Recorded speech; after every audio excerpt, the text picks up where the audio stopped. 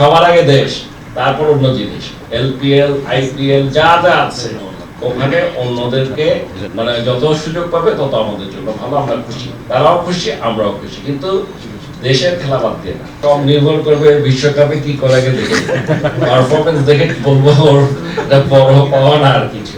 শুনেন, সবার আগে দেশ, তারপর অন্য জিনিস। আমরা চাই ওরা ওদের শ্রেষ্ঠ খেলাটা খেলুক বাংলাদেশের জন্য, প্রতিটা খেলোয়াড়, এটা একটা কোনো প্লেয়ারের কথা বলছি না। আমাদের এখানে সবচেয়ে সেরাটা দিক তারা দিতে চেষ্টা তো সবাই করবে, পারুক, মানে সবসময় তো হয় না, সবাই তো সব করতেই করে না ভালো। আশা করি যে তারা তাদের সেরাটা খেলতে পারবে, ভালো একটা খেলা খেলুক।